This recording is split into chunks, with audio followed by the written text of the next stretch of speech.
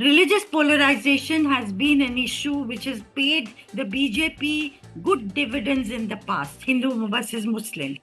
But if they feel this is not an issue now to be flagged, then caste has been a counter to the religious polarization. But remember that the BJP today is a mandalized party. What about India Alliance's pitch of Jitni Abadi Utna Haq? Because I think now BJP is stealing that. Congress, historically, yes. Indira Gandhi had put the Mandal Commission report on the back burner. Rahul Gandhi has reversed that. Hello and welcome to Politics Explained. I'm Charulata Biswas and I'm being joined by contributing editor at the Indian Express, Neeja Chaudhary. Hi, ma'am. Good evening. We have got a big breaking news today, and that's all the viewers who are joining us right now and are not aware. The Cabinet Committee on Political Affairs has approved caste enumeration in the forthcoming population census. And Union Minister Ashwini Vaishnav, he announced it this evening. Neeja ma'am, it has been a really surprising moment for us because initially we thought that we will be listening about the Pahalgam attack or something from the government on Pahalgam attack, but then came this big explosive news about population census and the inclusion of caste enumeration in it. What is your first reaction to this announcement and the timing of it? I think the BJP has had a change of heart very clearly. Earlier, it had talked about the census, but not including caste enumeration in it. Of course, it had not ruled it out either. It had kept that option open. And the timing of it is the most interesting part of it. It has been announced when people least expected it. Everybody was embroiled in what will happen after Pahalgam, the response that the government was planning and mounting, its timing. So for the government to, so to speak, put that on the one side, of course, the Prime Minister has said that the chiefs of the armed forces will take the decision on the modalities of the response as well as its timing. In other words, if they will take responsibility for the modalities, etc., that means the political decision that there will be a military response has probably been taken. So that is there. We don't know when things will happen. But while all this was going on, the government comes out with this decision to go in for caste census. Now, I think it also tells me, I may be wrong, it tells me that given the new challenge of terror that we are facing as a country from Pakistan, and few believe that it is not Pakistan that is the backer of what we saw on April 22 in Pahalgam, killing 26 people, then the country needs to stand together as one.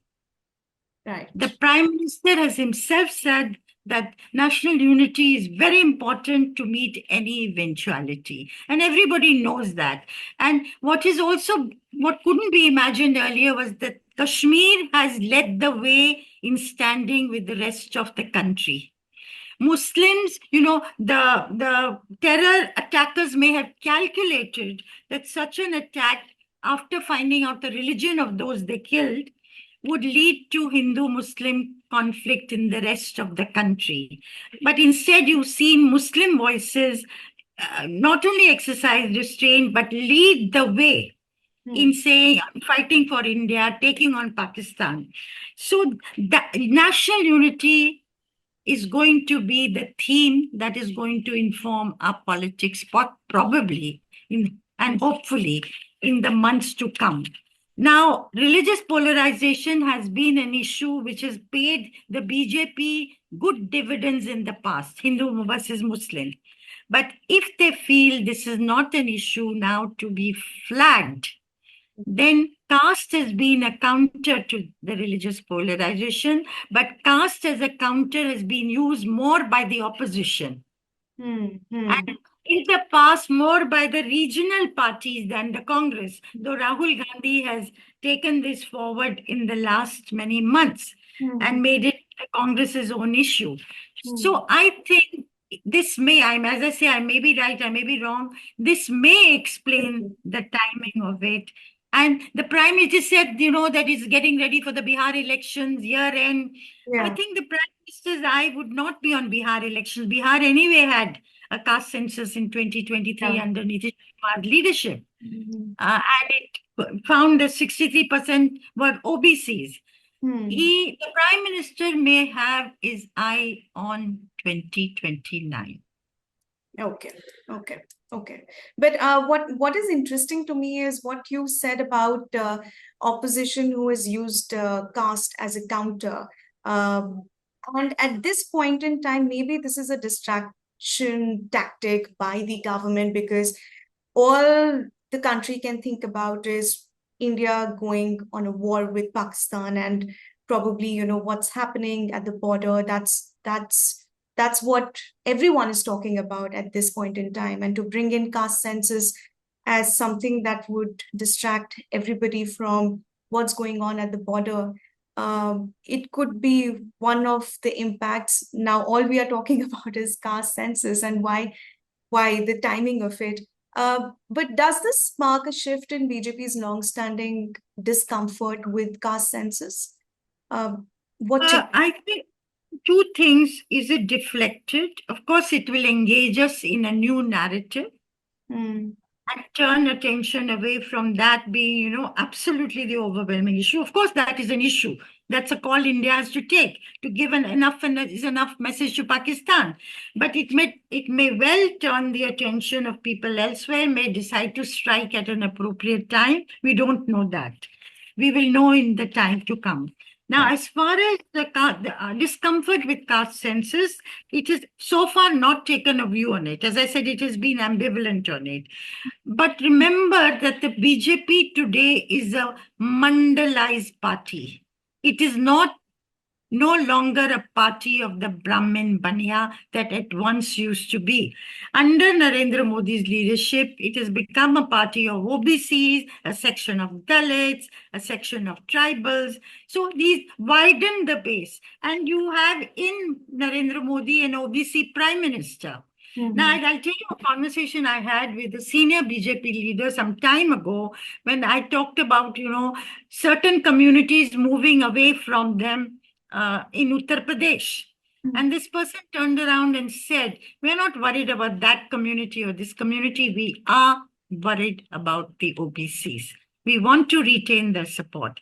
And as the Bihar census has shown, and census in Karnataka has shown, and Telangana has shown, the OBCs in Bihar was 63%, away up from 52%, which is the national average. So generally, parties expect that the OBC population is likely to be much more than at present, and this will mean there'll be greater demands for reservations, greater share of the pie, and greater influence in politics, where it's going to lead us, what kind of polarization, what kind of backlash, all those are very serious questions to consider. And they will come in the future. But that BJP's discomfort with, caste census, I think not the kind of discomfort they had with OBC politics, which they have played for over a decade now to their advantage. Okay. What about India Alliance's pitch of Jitni Abadi Utna Haq? Because I think now BJP is stealing that and stealing the limelight also. Ashwini Vaishnav said that Congress has always been anti-caste census. What does this mean, this reaction from the BJP? The Congress, as I said, Rahul Gandhi has really determinedly flagged this. But what they did not manage to do was to translate this demand for a caste census into easily understood slogans that ordinary people could identify with. Of course, they had the benefit of a certain amount of OBC vote and Dalit vote particularly, not so much OBC vote, swinging to them in the 2024 elections as a result of 400 par and Dalits fearing an end to their reservations. Hmm. But Congress, historically, yes, Indira Gandhi had put the Mandal Commission report Hmm. on the back burner. Rajiv Gandhi openly opposed Vishwanath Pratap Singh's decision to go in for Mandal, implement the Mandal decision to give 27% reservations to OBC in government jobs. But Rahul Gandhi has reversed that. He is gone in to play the politics of what he calls 90%, which is OBCs, which is Dalits, which is minorities, that they have not जितनी आबादी उतना हक, that kind of proportional representation in the economic and political pie, which has implications, but that is the kind of politics he has played, but not managed to get the OBC vote in elections so far. Now what happens, the BJP has taken away that card from Yeah. them. So what is the Why? message that the BJP is trying to send to the OBC voters? I think BJP is very clearly giving the message that it's going to be for the OBC empowerment. Very clearly, OBCs have been on their radar big time. And as I say, with an OBC Prime Minister, they've had an advantage and they've focused on it. They also had this Rohini Commission, if you remember, which went into the whole question of reservation within reservations, because even amongst the OBCs, the larger OBCs have benefited more than the large number, the numerically larger number of EBCs, extremely backwards, who are many communities. Therefore, I think caste will become a focus of future politics, clearly. And the BJP hopes to play that card and that game. So, I mean, this could open up Pandora's box for caste-based political mobilization ahead of the major election like the one in Bihar that we are expecting. But how much do you agree with Ashwini Vaishnav, who took a dig at the Congress and he praised the 10% EWS quota rollout? How does that play out? Is how much of truth is there when he says that Congress never cared about caste census really? You did talk about Indira Gandhi opposing it, but how much of the truth is there? You know, the Congress, as I said, historically, OBCs were not its vote bank in the north of the country. In the southern states, yes, Karnataka, for instance, they played the OBC card. And but in the north, in Indira Gandhi's time and the times after that, it was upper caste Brahmin, Dalit, and Muslim that constituted the vote base of the Congress party. But things have changed. You don't have to. Rahul Gandhi doesn't necessarily have to follow what his grandmother or father did. He lives in 2025. He's got to do politics in 2025. But the point is, they've not managed to get across to the OBCs as he may have hoped for and get their votes for the party. That they have not succeeded in doing, despite him flagging the caste census idea. And then them following it in their states, Karnataka and Telangana. All right, ma'am. All right. Thank you so much for your inputs, and that's it for today. And Neeja ma'am and I, we will be back again for our another episode, and hopefully it is not going to be another breaking news. But I felt like this was a good opportunity also for the government and opposition to come together and talk about something which would unite them, which is one thing that we are looking at. And opposition, I mean, they have been trying to, they have pushed a letter to the government for a special session in Parliament on Pahalgam. But we're just not able to come, there's no middle ground, right, where we can find government and opposition agreeing to something. But perhaps there will be a day. So, On? on this one thing, they are agreeing. So And let's- they're fine to take credit for it. Yes, yes. So let's see what happens. And thank you so much, Neeja ma'am, and thank you viewers once again for joining us in this episode. If you like this conversation, then don't forget to like, share, and subscribe to our channel, The Indian Express, and stay tuned to our channel for more such updates and discussions. Thank you so much for watching. Thank you. Thank you, ma'am.